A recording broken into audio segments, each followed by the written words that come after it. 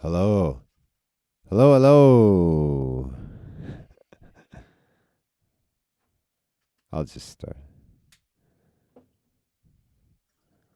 Well, hello there. We're Suburban Bicycle Gang. My name is Jerry, and I have my very good friend, Mr. Dave Fox, beside me here. Hello. Hello, Dave. Hello. How you been keeping through all this nonsense? Oh, great. Great. Yeah. Yeah? Great. As well as could be expected, I suppose. Well, good. I'm glad. And how to about hear. yourself, even though we have spoken? Yes. Yeah. No, I'm good. You know, can't complain. Right. And so we're here to do, it's been like how many months? Like, I'd say 5 months. At least, I think. At least 5 months since we did the last podcast. So Yeah. I guess due to all the requests we've got, figured we'd do another podcast. That's right. Because we do them based on like audience feedback. That's like we wait for the feedback, and then when there's enough of a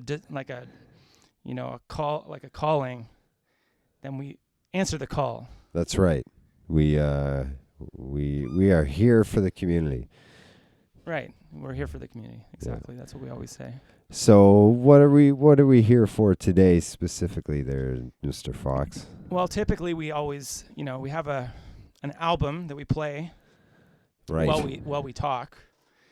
And so once again, we have an album to play. It's been selected by one of us.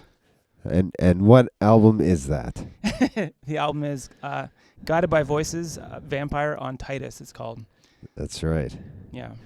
And so this is a 1993 album. I think it's the first album they released that was sort of widely received, or like, there was buzz around this album, I think. Okay. So like they've been trying for like 10 years to get some kind of buzz going, and then finally, just as they were giving up, I guess this is the album where they kind of like from the Guided by Voices lore, gave it one last shot to try to like get the attention of like the nation. Wow, and it then worked. Just as they were giving up completely, wow. Then this album kind of like took hold a little bit, like with radio stations and whatnot. So. Oh, cool. Well, yeah, I see here it was their 6th album.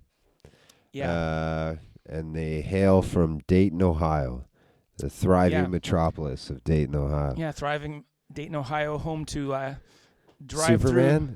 drive-through beer drive-throughs. Oh, really? Is that where it was originated? I don't know if it was originated there, but in the documentary I watched one time, they do go through that drive-through a lot. It's kind of like the old Pop Shop, if you remember. Like I think they had like maybe even less. I'm just imagining like this, but I think there was a drive-through like garage like Pop Shop in Cambridge, up by Canadian Tire up there.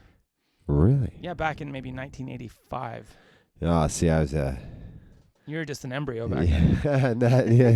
No, I was 5. But this might be a false memory. Not sure. Can't confirm it. If anyone's listening that's from the area, they can confirm that or not. But I swear. He swears. Well, let's get this album going here, and it starts with the song "Wished I Was a Giant." Mm-hmm.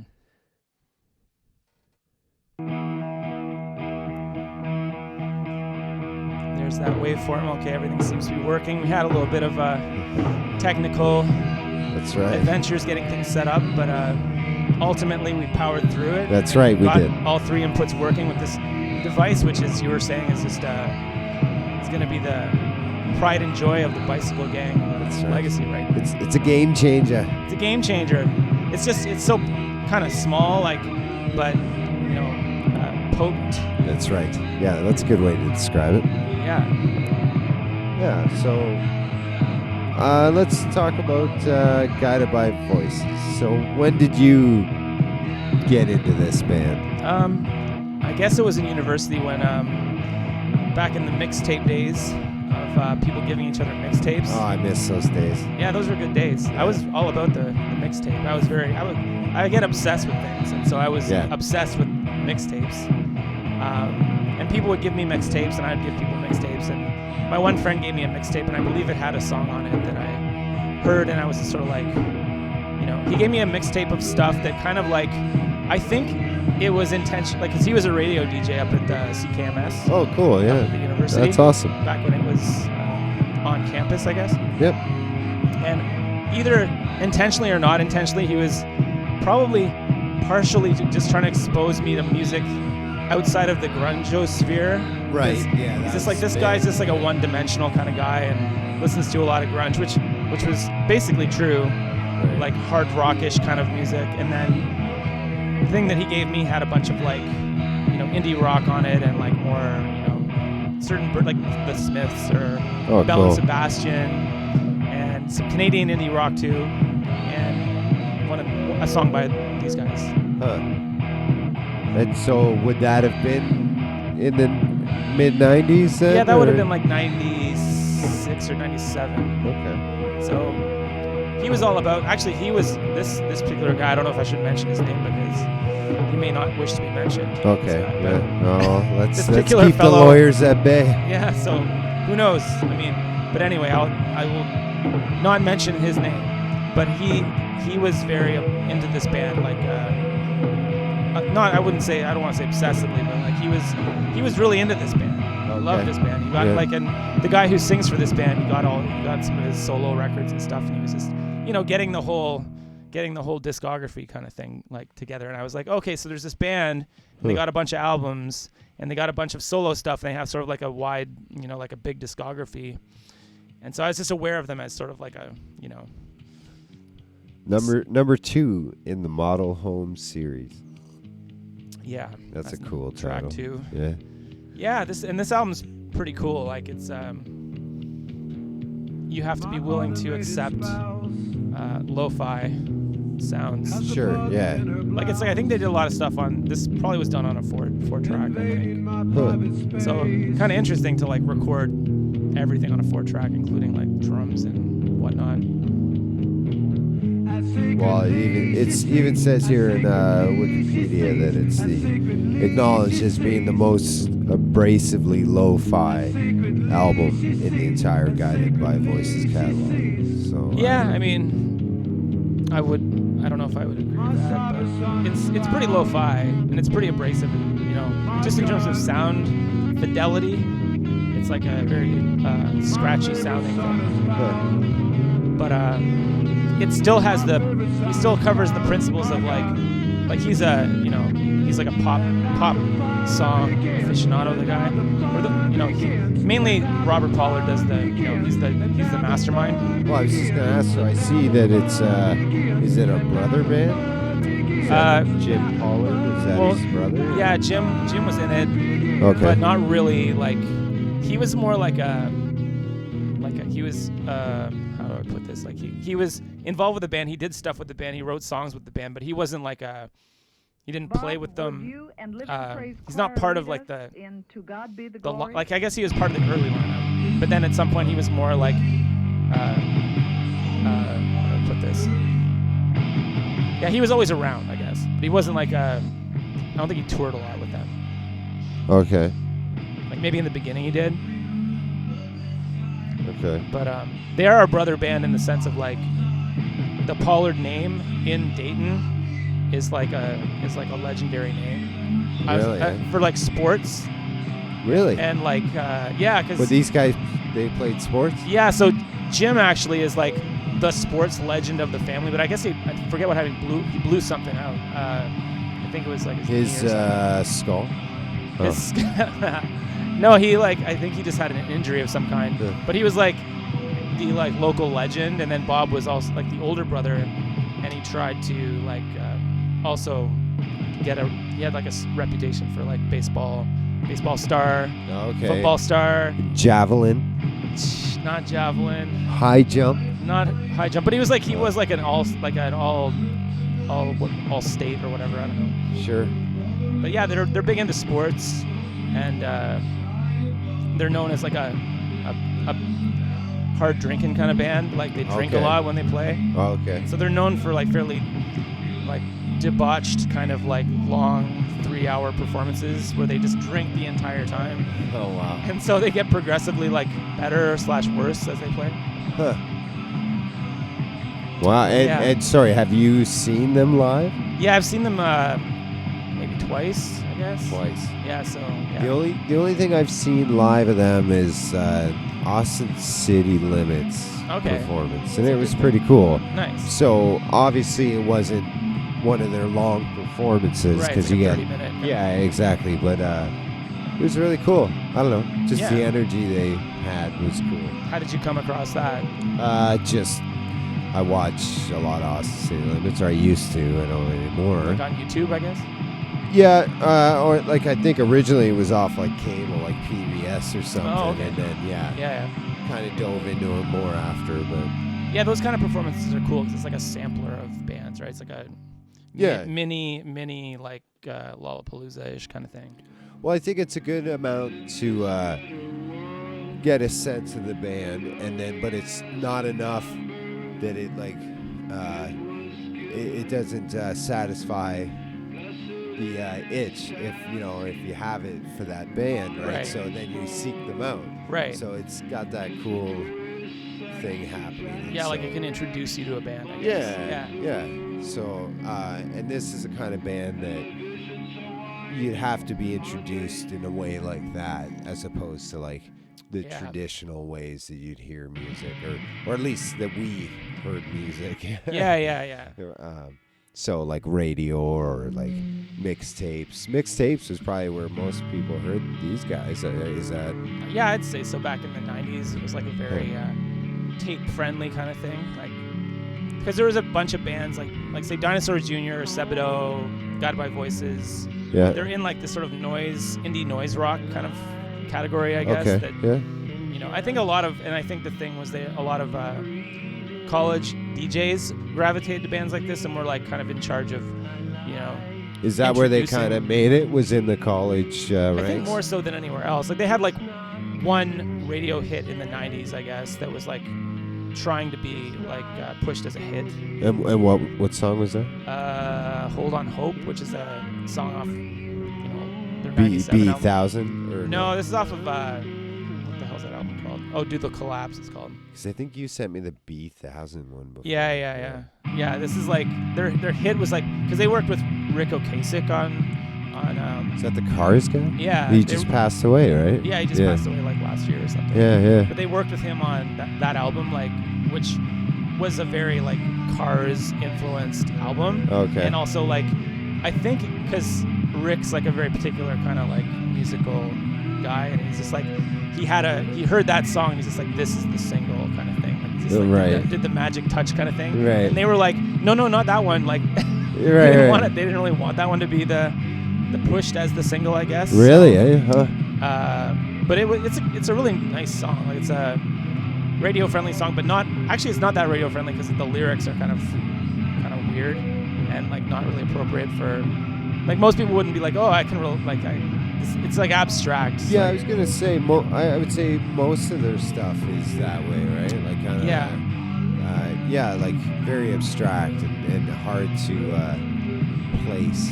Yeah, that's how I kind of take a lot of influence from them, just in the sense of you can write a song, like I think Robert Pollard is known as like the most prolific songwriter in America, probably. Oh, just in terms of sheer volume, yeah. Which people give him shit for because it's his quality control is sort of. Well, that was the argument on like someone like Ryan Adams for a while, because he just pump out so much stuff, right? Yeah. It's like, reel that in. Maybe you have 3 amazing albums, right? And I don't know. It's, as an artist, I can appreciate someone who just needs to get it out, like yourself. You're similar in that way. Yeah. Constantly you're churning out stuff. Right. Yeah, for sure.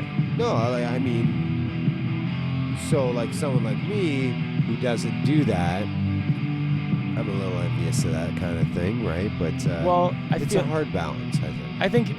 Certain people take their time with certain things. Like, for instance, I don't think Guided by Voices is a band that like just takes a long time with lyrics, for instance, or it's like it hits him at the time, he gets it down, and then he can develop it over time. But I think it like he kind of just like turns it over pretty quick. I think so, he wants to move on to the next thing, right? Like, Yeah. that's So- the impression, right? Yeah, exactly. So it's like he's not, and that's sort of what gets at the quality control thing, because you have an idea, you execute it, and then you're done. You move on. Yeah. So it's like, whereas certain people, like I guess you would be like, you might want to get things a little more the way you want it, versus like just let it pass through you and be like. Someone like me is more like, I just want to think about it more, even more than do anything more. I want to think about it more before just releasing it. Yeah. You know, I don't know why. So it's funny. Like, I don't know. It's hard. It's if you're a fan of a band and they keep pumping out music like this, it's awesome. It's awesome. I mean, there's also something like the opposite perspective would be like slow down and just like work on like making it amazing versus just because they've been accused from like, you know, music review publications and stuff of just like whipping it out. Right. And the thing is, they can whip it out and have a good album, but they also can whip it out and have like a crappy album that is just because they have like a thing where some of it can just sort of sound like the same. Okay. You know, in the sense of, okay, it's another one of these songs. Like, it's just a typical kind of like indie rock song that I don't think that they care what anybody thinks necessarily. Like, you know, I don't think he lets that mess with him too much.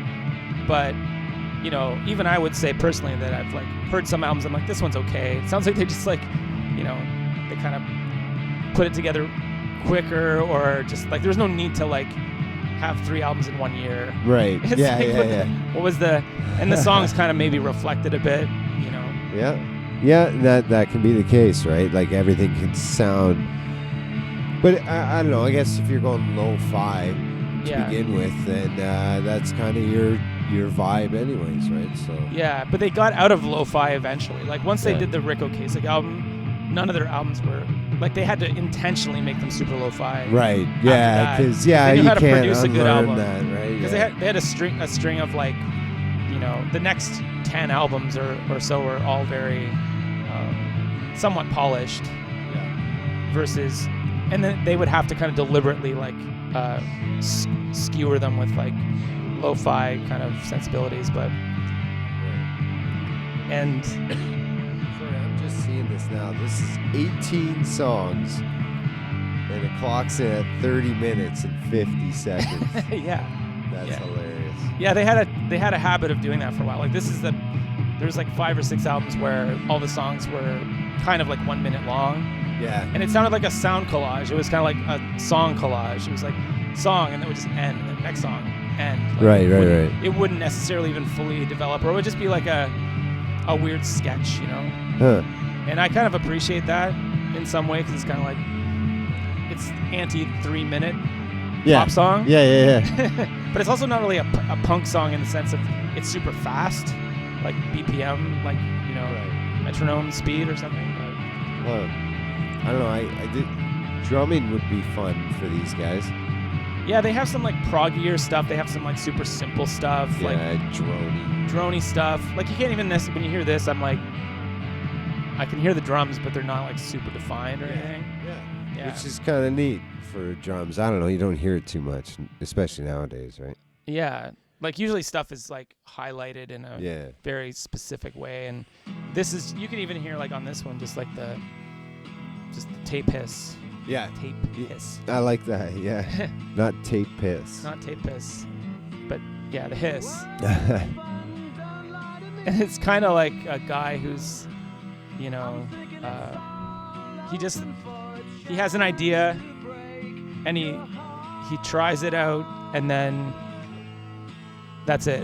It's like, but they're very much like they come like his whole thing, because I know like a fair bit about them just from like absorbing all like different videos. You're a pretty big fan, you'd say? Yeah, as big as, maybe not the biggest fan, but pretty big. But I have like there's biographies on them that I have and stuff, and I just know that they're kind of like they come up with names of things and then write songs around the names. Yeah, and that's an old country trick. Yeah, it's like exactly. So that's a cool idea sometimes, right? Yeah, it can actually, if you're in a real funk songwriting, it's the easiest way to get out of it. Yeah. Just come up with the title and it'll write itself almost. Right, I'm sure we've done that. I've done it a lot. Can Yeah. you think of any examples? Or? From one of our songs in Yeah. particular.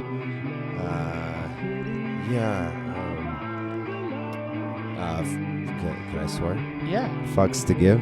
Yeah, I was thinking about that one. Yeah. Like, that would be an example. Right, exactly, because we didn't have the title existed and then the song. Yeah. I don't even know how it happened, but we were just like, fucks to give, fucks to give. Okay, this is the song. Fucks Right. to give. And then we jammed it out without vocals, and then it was just a matter of, okay, well, pretty well know what the chorus is. If there's a chorus, right? It's gonna be fucks to give. Right. Yeah. And that was it, right? But I remember arguing for that song. So I remember you came up with it, and you weren't even like super into it. I was not into that at all. You guys fought me for like. I think it was me and Chad were fighting with like about. Yeah, I think it might have been. Yeah. It was. You're right, and it was like.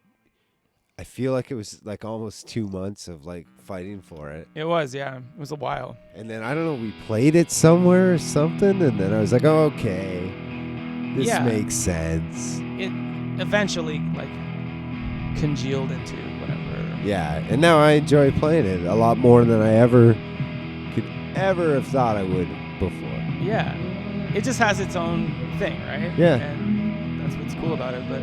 Except when you play it at like porch parties, and then you can't swear. Right. Right. So you censor yourself. Yes, definitely. Change the lyrics and stuff. Yeah, you know how I do that, right? I just say the second line there, right? Yeah, this one needs to be censored for certain audiences, or that one. Yeah. F's to give. But I think you and I can certainly appreciate this type of music. I mean, we do a lot of this in this very basement, right? Yeah. Like we do, right? Yeah. Like a lo-fi, where guitar and drums is a lot of times louder than the vocals, right? Yeah. We've been working on changing that, but Yeah. but we also enjoy when that is the case, right? Because we both like this sound. Yeah, right? it's like an actual garage band, not like the software. But Yeah, the type yeah, of band. exactly. It's Yeah. like a band in a basement, just kind of like making a racket kind of thing, and that's cool. Like that's what makes being in a band kind of fun, right? Yeah, it's like not the fun of about it. fame. It's about just getting together with buddies. And, Yeah, if it was about fame, it like. oh God. I mean, Yeah. some people are amazingly like it is about fame or whatever, right? They're doing it for fame. Yeah. and I think that's pretty apparent though when you see it. Yeah, usually. And, like it doesn't mean those people aren't talented, but it just means. I don't know. It means I'm not going to gravitate towards it. I'll tell you that much. I generally won't. Yeah. It's got to be something amazing for me to still like it. Right. Even after seeing that kind of quality, but. Well, I mean, fame is like a weird thing to actually want, I think. Yes, definitely. But people want it. They want it so much that they do anything to get it. And it's. Well, because it's presented in a way that they never see a flaw in it, right? They see the perks, right? Yeah. I mean, I can only imagine the amount of cons that there would be to that kind of life. You know? Like through most of the 1900s, I guess, or like say when rock bands started to get famous and stuff, right? They were at the disposal of their contract. Yes. And they had to do all sorts of shit that was like, I would never want to do that stuff. I wouldn't want to be told to do it. But the thing is, they paid you this like money. Yeah. And so you're in a contract. And it's like, okay, we paid you, so now you're under our supervision. Now you got to do all these things. And that's the problem because there's no the contract doesn't evolve with the artist. No. Right? So that the artist has to stick within the realms of that, said perimeter, right? And it's gross, right? Like it's just gross. Well, some people I think are kind of into it in the sense of like they know that if they get famous, they're on a schedule. It's like TV shows and like radio stations and traveling everywhere and doing all this stuff. And that's like the point of being famous for those people. It's like, I'm going to be rich and I'm gonna be on every TV show. Yeah. And People some will people are love kind of you. like up for that. They're like, they wouldn't care if they were. I feel like I almost could do it in a sense of, you know, there would be something kind of fun about being like that. Would be some kind of a grind or something. It'd be like, it almost would be fun, but I feel like it would be ultimately not fun.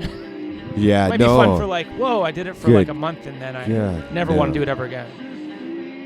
I mean, of course, we can all think of things that we would love about it, Yeah. but yeah, no. Ultimately, that's Right. it's a good way to ruin everything. Right, which kind of brings it to like, you know, these days where, you know, you're kind of forced to do things a certain way now that there's no gigs really to play at the moment. Yeah, And that's garbage. yeah, I mean, but it forces everyone to be, you know, a self-sufficient, you know, it's like if you're not getting paid from whatever your social media is, then you're not getting paid anything. Yeah, it's. Which sucks, but I guess you could sell tickets for online stuff. actually, the Guided by Voices did a thing that I watched. It was on some channel, I forget what it was, but it was a website that sells concert tickets to online concerts. And so they played like a 3-hour concert that you have to like, you know, Netflix style subscribe to the channel, and then you can watch the concert, and then that's it. I think I paid like $30 or something. Wow. And I didn't even watch the whole concert. I like paused it and then turned around. It was like it had expired. Oh, no way. Yeah, because it's like you have like, it's like a YouTube Premium where you have like, you know, you rent a movie, you have like 2 days to watch it. Right. So, but just side tangent, like this guy Tobin Sprout he's the other guy in Guided by Voices that's kind of like the, you know, like there's like John Lennon Paul McCartney dynamic, or there's like Robert Pollard and Tobin Sprout. So he's the other guy that does some of the songs that are kind of like, they're very much like his style. Right. This is him. This is his style. Yeah, this is him. So. And he's the Paul. I would say he's definitely more the Paul than like, they're both kind of the Paul, but like in that, this guy's more like, all like about that. melody and like sing-song kind of. He sounds like an elf to me. Like he sings like an elf. Like it sounds like a guy in like a different century. I don't know how to describe it, but Being elvish. being just like a little What kind of like chirpy elf, like a Santa elf, or like a Legolas elf. Yeah. I think like a combination of, you know, like a guy, if there was in Lord of the Rings, he would be up in a tree with a guitar playing, like a bard. like a bit of a bard, Huh. but more just for the joy of, you know, like singing, kind of like you enter the forest and then there's just like a song playing and it's like this guy. Huh. Really? Yeah, it's weird. Well, what's this song? This sounds cool. Sounds like the Kinks song. What is this one? Wandering Boy Poet. Oh yeah. Wandering. Sorry. So they're both super melodic guys. Super fantastic. And you know, Robert's like, because he's so competitive, he'll say things like, I can like take a shit and write 5 songs that are better than any other songs that anybody else can write. That's the dumbest thing I've heard in a while. Yeah, he'll make those kind of conceited remarks. But why? I don't know, just to kind of fuck with people, I guess. Like, I don't think the volume on my mic has been very good. I'll have to turn you up. I've been fighting it this whole... Well, I think we're at the same volume. I don't know. Yeah, I've got this microphone in my mouth right now, so... Yeah. I think we're at equal volumes, but Okay. I can sort of like, I feel like he's just sort of... That's a really obnoxious thing. Yeah. That's annoying. Like, I'd say it's they're known for their obnoxiousness too. oh, okay. So are they assholes? Is that what we're saying? Maybe sort of. Yeah, like in the same way that if you went to a football game, you'd have like guys that are talking trash, like, you know, to the other team. I don't think I'd be at a football game. Well, I mean, Actually, that's wrong. yeah, I went to right. a Toronto Argonauts Hamilton Tiger Cats game. Oh yeah. And you know what they gave away? What? T-shirt? After when the game was over, when you were leaving the in Hamilton, leaving the whatever the place is called. Yeah.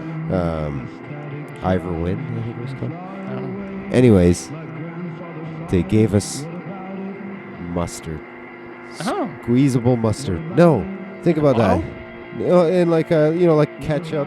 Like In a bottle. Like in a In a squeezable bottle. That's correct.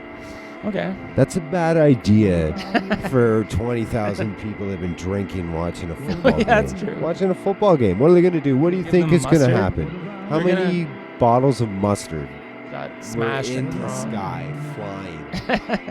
That's Catch a weird it, idea. man. Right? Yeah. That's what happened. Huh. Do you know that I saved my mustard You and I didn't brought it actually whip home? it at something? No, I brought it home. Because you think the instinct would be just to whip it. right? Mob mentality. Yeah, mob mentality. Don't Yeah. be civilized. Don't be civilized. Just I did the Heisman instead. I held it and oh. I pushed through that. I don't know football at all. So you kept it. You used it. But you're into some sports, I like sports. right? So like they're kind of like a band of sports fans. Like almost. us. Yeah, like I mean. You like sports? I guess. You like activity. I like certain You activities. like biking. Yeah. You like But like squash. what I don't. I used to play squash. Yeah, see. But I wouldn't say yeah. I like sports because sports means I have to play against somebody or something. Not necessarily. Not necessarily, Not but like- generally sports is about like Like two teams. golf isn't. No, but it's still competitive and it can be competitive, right? Only if you make it that way. Right, which most people that play sports are inclined to do, Yeah. right? So it's like I don't hate on sports, but also I understand the kind of whatever shit talking nature of sports people, as fans. Right. The kind of like the hooligan or like the, just that mentality of like my team's better than yours. I'll like Right. kick your ass or whatever. Yeah, all that nonsense. all that stuff. But some people, like, I guess they're, this band is kind of like a sports team. Actually, they had some out, like they do things like they had an album or a bootleg or something called like the Who Went Home and Cried, Okay. and it's kind of like it's like a challenge to the Who to be like who's the most rock kind of like like who's more rockin'. The Who, like we're more rockin' than you. Then the Who? Yeah, that's the idea. I don't like the Who. Well, then you might agree with them. I think I do. Because they're like, hey, Who? Like, hey, the Who? Fuck you. Good. So That's actually, I think I like them more now. Because they're anti-the Who. They got a anti Boston song. Actually, one of the side bands is called the Boston Spaceships. Yeah, see, not a fan. You're not a fan of. And he once said, I guess, Boston Spaceships is better than Guided by Voices, which is his own band. Both of them are his band. Right. So he's one of those kind of weird guys. He'll talk shit about his own band Okay, well, being in another band. sorry, I don't want to stop you here, but this is the last song on the album. Oh yeah, it's like And 30 minute. It's called Non-Absorbing. Yeah. This is crazy to me. 18 songs blasting through it in 30 minutes. Yeah, it's It's great. pretty brief. So I guess before we're done, Yeah. we should tell them what we've been up to, David. Okay, sure. Well, we start with you. With me? Yeah. Well, I think we should, like, our band, like what we've been doing. Oh, the band. Yeah. What has the band been doing? Well, we've so before we went on this lockdown, we started our new album, Yeah. and it obviously got put on hold for a while. Yeah. But we've kind of started back up working on that. Yeah, progress. Yeah. Back to it. Actually, we got a lot done last time we Yeah.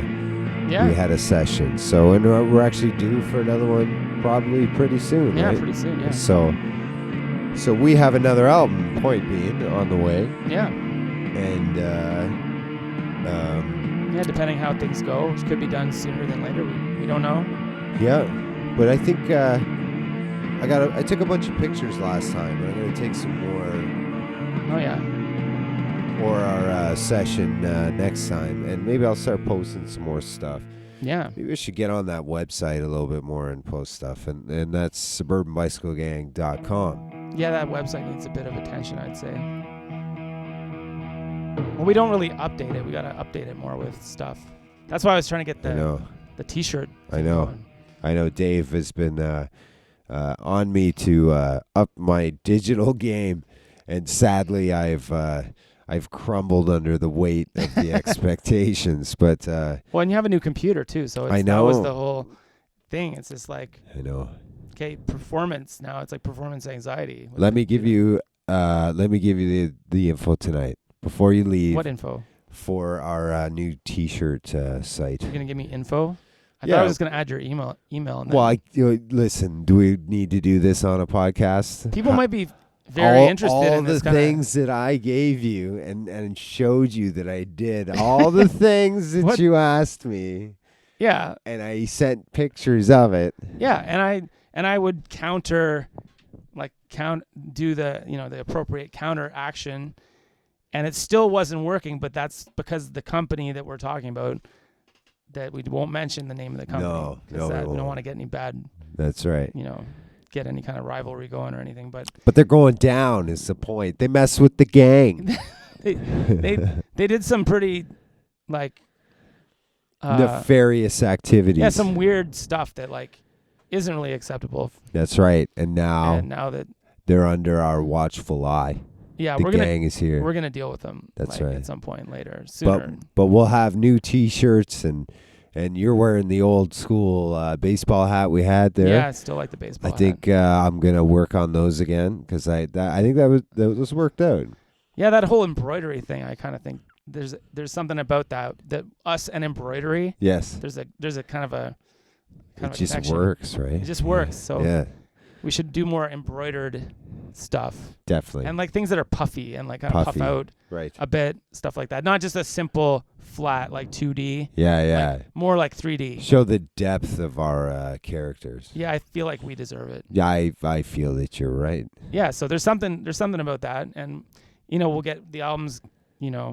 It's more than half done. Oh my goodness, and there are some amazing songs on it. See, now you're starting to sound like that Robert Pollard guy, just with the braggadocio. No. This is all I'm comparing it to is our first album. Oh, compared to the first album, yeah, it's gonna be it's up in the game. It's up in the game. Yeah. We just have to keep certain things in check so we don't turn into Meatloaf. That's right, the Meatloaf problem, and that's definitely one thing to look out for. I mean, that is a trap because you who doesn't want to sound like Bat Out of Hell, right? Dashboard Light, right? Just make the.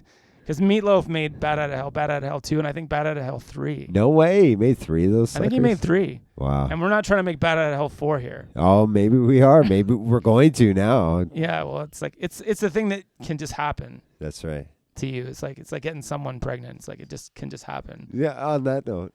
But you can also, if you think about it before you do it, yeah, you can just veer off and not do a Bat Get Out her of Hell. pregnant? Oh, okay. Or yeah, just swerve out of the way. You know what I mean? Just aim in a different direction. Or whatever. Change your course of whatever. So yeah, you do that. You make a respectable choice, and then people respect you for your respectability. That's right. Versus just you make a mistake. It's a whole lot of respect. Right. Even though some people probably begging for a fat juicy sound, like a Meatloaf sound. Right. You know what I mean? I'm not sure. Some people want that kind of thing. Right. Like a 80s Def Leppard kind of sound. Oh God, I'm so happy we're not in the 80s. Well, I mean, yeah, we can only learn from those people. We don't want to. We can only learn from our mistakes. Just saying we don't have the money that contributed to the excess that contributed to some of the mistakes that some of those people made. We don't have enough Coke. We don't have enough money to buy enough Coke to jump out the hotel window or race your car and then crash it and then lose a limb and then have to perform with one arm. Yeah. You don't want. I mean, as much as I like that guy. As a drummer, it's really not that hard to play with one arm. It's not. I would prefer not to not play with one arm. I agree with that statement. However, it's Like it's people are like, doable. wow, man, he's only got one arm, man, and he's like playing Yeah. I just It's wonder how like, he does that. Okay, How does he do like a roll? Oh, come on, you can do a roll with Like one hand. boom, boom. You can bounce it off the skin Oh right. on your just one hand on your I guess wrist. he's mastered it. Come that on. guy. But I'm not that impressed by it, is what I'm saying. it's like, well, yeah. I mean, I would have been more impressed if you didn't get drunk and crash a car Well, and then- lose your arm. we would never. I would have been more impressed by that. Well, I guess he didn't try hard enough to not crash. Whatever. It's like, but you have a new car, and you like he had some kind of Roadster or some kind of like a Trans Am or something like that. I don't know. Why are we talking about Def Leppard? I hate Because Def I watched Leppard. that was a sad like I guess we should wrap it up soon. But that was a sad I watched that and I was sad because like they did like a reenactment of the whole. They reenacted it? Yeah, they did like a war reenactment? Yeah, kind of like he's like I was thinking back to the accident, and then it shows this guy with the like the 80s No way. hair. Are you serious? This is like in some kind of biopic. That's hilarious. And then at some point he tries to pass some guy, and then he's like on it, like he shouldn't have passed the guy, and then wipes out one arm later. and then he had to get the arm removed. So I mean, like, Christ. That's why I don't want to be success. I don't want to be like. Because you'll lose an arm. I will be dead for sure. Like You I'll really? do something. Okay, well then don't get famous. I would rather get rich and not be famous. Right. Like I'll take the rich Right. and then just like. How's Robin Leach gonna find you then?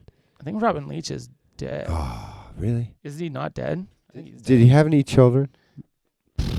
I would say probably, but I don't Because they know. need to carry that shit on. I mean, why haven't they? If they haven't. People need to know how celebrities I'm Robin live. Leach. We need more of that. Yeah, but I mean.